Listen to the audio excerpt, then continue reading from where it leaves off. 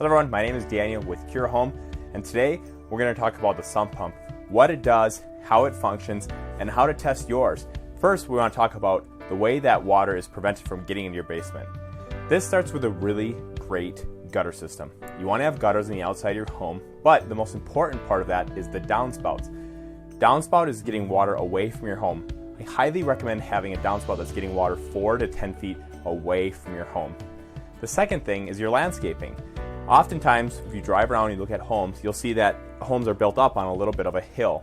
That's because the landscape is working to get water away from the home in case the gutters do fail, or just from your normal daily rain that's coming down. So, ensuring that your landscape is set up in a way that it's getting water away from the home, and it's not allowing snow or rain to just sit near the foundation of your home.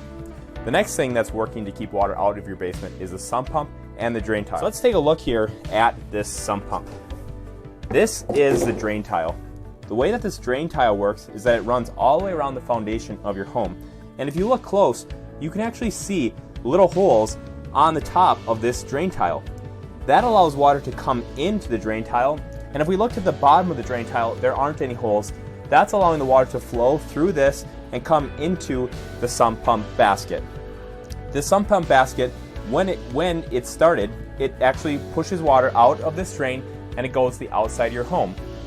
Your sump pump should have a valve right here, and this should be a one-way valve. So the way that this works is that when water is pushed up, the valve opens, but when it stops pumping and that water tries to come back down, the valve closes again. It's a one-way valve.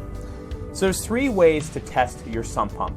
We're going to go through them today. The first way, which I think is the most complicated, is to dump water into your sump pump, and that's stimulating this as if water was going to be flowing through. So we can take a bucket here, and what we're going to do is dump this water in, and what we're trying to do is get that valve to come up.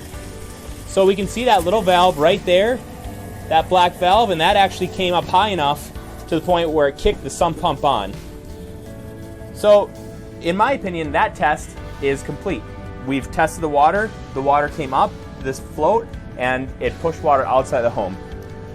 In my opinion, that's the most complicated because you actually need a tool to test it. But there's an easier way. If you already have water in your sump pump like this, we can actually reach down in here and we can do the same thing the water did, except so we can actually grab this float. As you can see, it floats up and down, and if we pull it all the way to the top, it's going to kick the sump pump on. Just like that. Now, if you pull that float all the way up, or you dump all that water into your sump basket, and you dump enough to get that float up, if that float comes all the way to the top and it doesn't turn your sump basket on, your sump pump's not working properly. You need to have a professional come.